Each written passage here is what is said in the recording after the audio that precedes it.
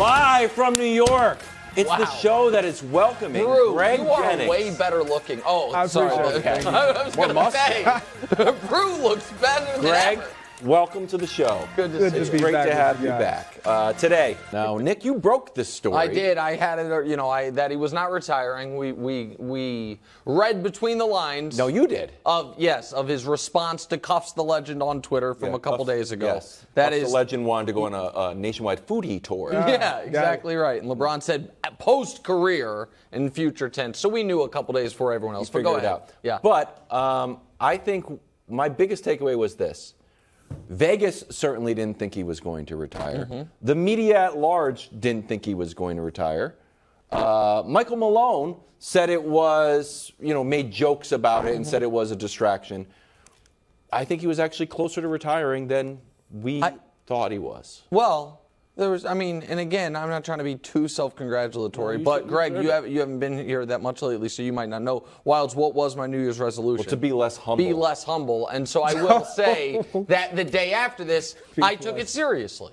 At no point did I think LeBron James was retiring, but at no point did I think he was bringing it up to distract the media from what? The 40-point game he had just put on.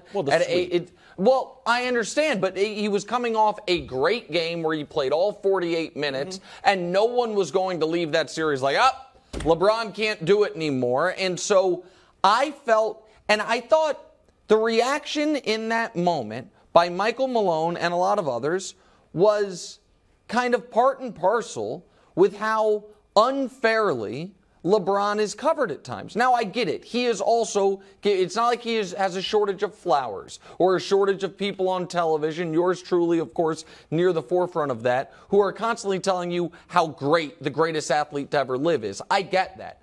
But LeBron got more criticism for after year 20, 65,000 minutes in, post-breaking Kareem's record, being honest and saying, I'm not sure how much longer I'm going to play. He got more criticism than two other potential GOATs got for actually retiring and then being like, never mind, I'm coming back.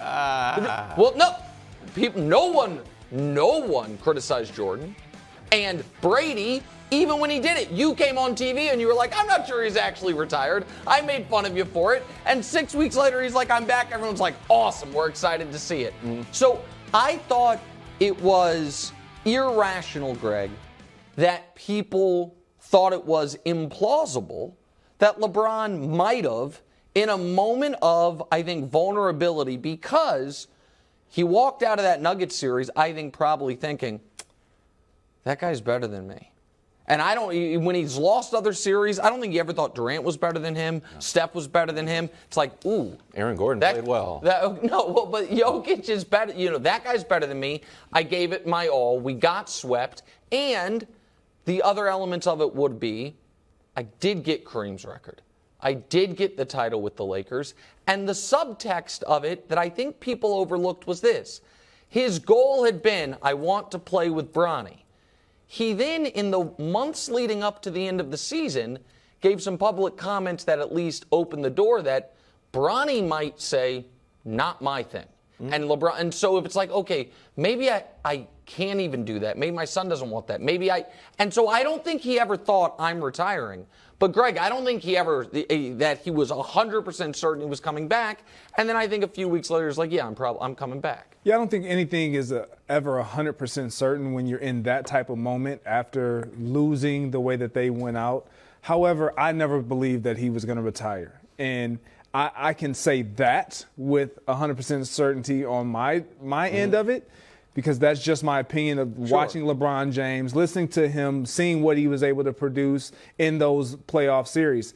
However, when you are in that situation and you are one of the best players to ever put on a pair of gym shoes, and you have a team that is questionable to bring guys back. They hadn't signed Austin Reeves and Rui and all the things. You're looking at going into an offseason. I'm not 100% healthy, has the foot injury. he said it, will I cheat the game? I don't want to cheat the game. So all these things are things that he's thinking of in the moment. When you're going into off season, you are hitting that reset button right away.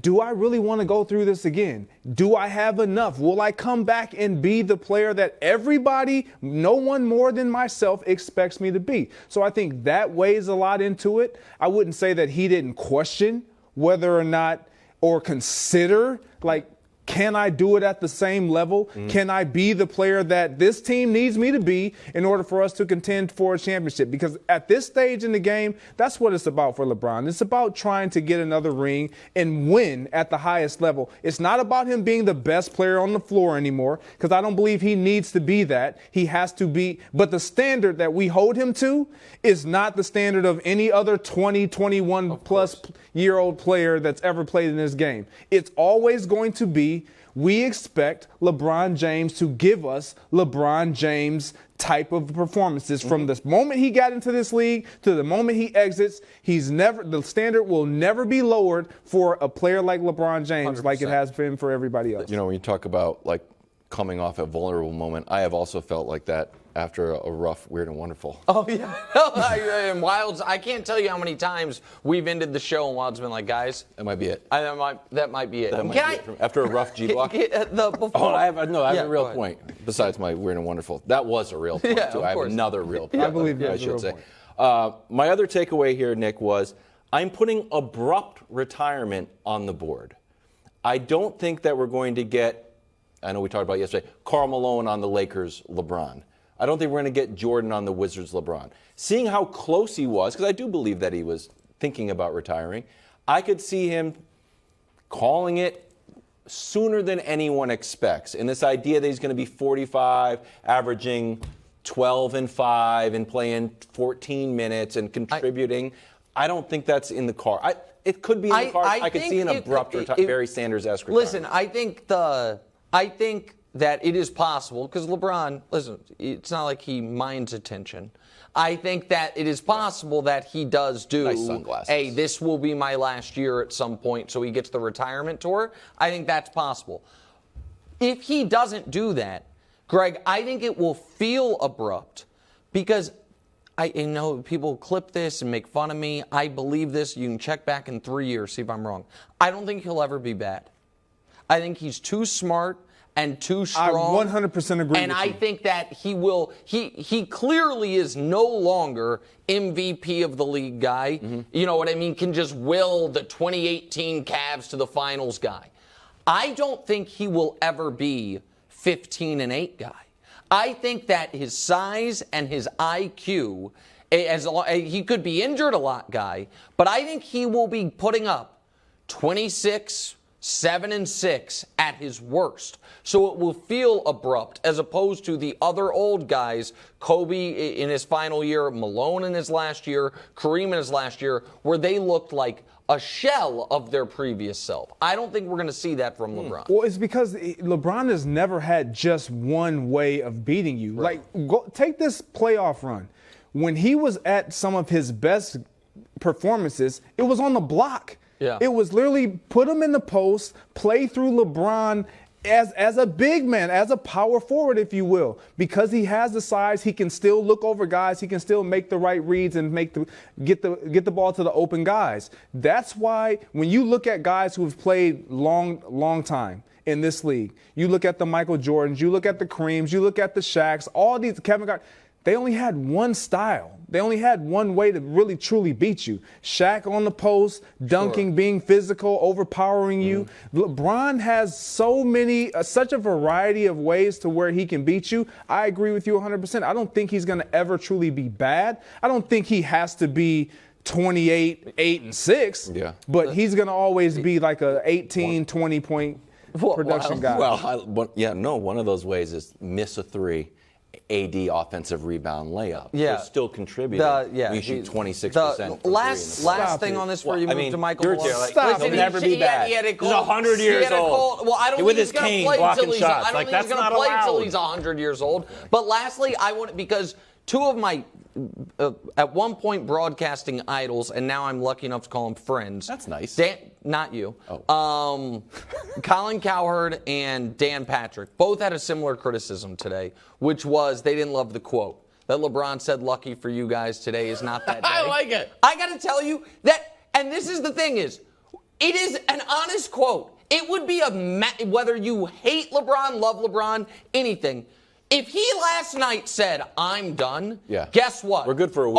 We would have been sick. All of us, every sports fan is like, that sucks. And so it is lucky for us. I know that sounds corny. No, it's fair. But it is it's one of those things you're not supposed to say, but it is true. It is lucky for us that he's going to continue playing. Michael Malone, one of the chief LeBron skeptics, retirement skeptics. Well, Lakers coach Darvin Ham sat down with Chris Haynes and Mark Stein, and he heard everything Malone has been saying, and he's not a huge fan. Take a listen. All right, your reaction, Nick. Listen, in Michael Malone's defense, for a moment, he didn't call himself the Lakers' daddy. No, he did not. It was the Nuggets broadcaster. It was the guy introducing him. And I don't think it's like, excuse me, that's disrespect. Correct. But Browning fire. in Michael Malone's lack of defense or in his indictment, he did go after LeBron on McAfee, totally unnecessarily. And I think, here's my only issue. LeBron never disrespected the Nuggets. I may have at various times. The Vegas that picked the Suns to beat them. He might have even felt that Darvin Ham, when he said we'll be all right very confidently. We figured things out. Not like an intentional diss, but it was read as a diss. I think it was just but Michael Malone reminded me a bit of Sirianni. Except Malone didn't do it until after they won, and Sirianni was doing it the whole time in the midst of it. And I think Sirianni probably would have done a lot of that same stuff had they, of course, been able to actually win the Super Bowl and not lose. And so I don't have like a huge issue with it, but I do find it interesting that I think the Lakers have a few things that are helpful for them this offseason, which is the Nuggets did sweep them.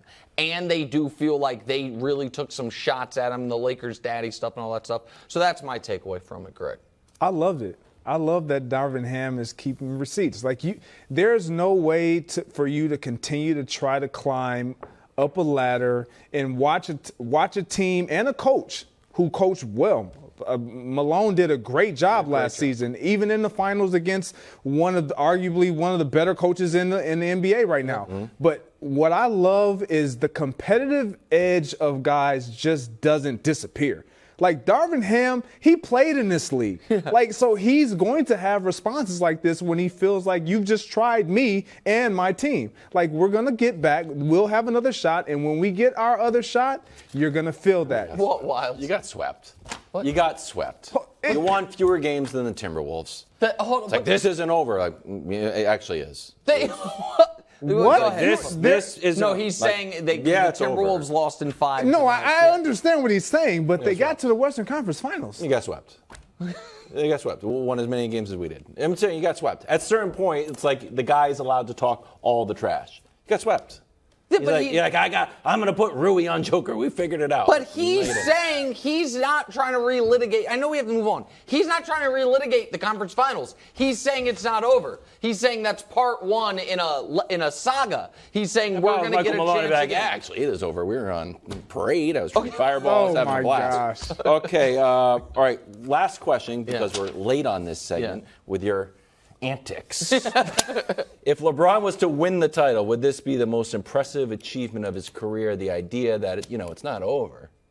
They're going to get another shot at.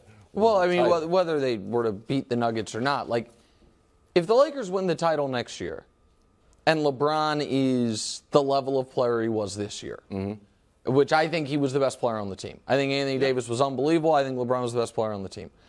I think it'd be the greatest accomplishment of anyone's career in the NBA. I think if you could be the best player on the champion in year 21, it would be here's the full list of year 21s. We can show it to you. That's all of it. That's every year 21 the NBA's ever seen. Wow. All 6 guys and what they did. If somebody, and by the way, that's regular season. I will give you the entirety of NBA history, year 21 playoff numbers, cumulative stats. 18 minutes, 2 points.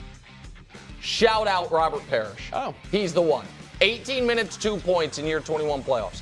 If somebody wins the title as the best guy, when that was the high watermark was God love Vince, but his 7 points per game in year 21, it at least is in the argument for the greatest accomplishment in the history of pro basketball. I just think objectively, when I first said it, I know you rolled your eyes at me, but I think there's no context for it. So it'd be a hell of a lift. And again, under the context of if he is the best guy, and he is not, you know what I mean? He's not if he's playing in year 23 on a team that has just won and, is ring chasing. Yeah, I think it'd be certainly the greatest accomplishment of his career. Okay, buckle up, Greg, because guess what? The Chiefs might three-peat. Oh, I heard. Well, thanks for watching. Subscribe here to get more from the show and to check out clips from other shows on FS1.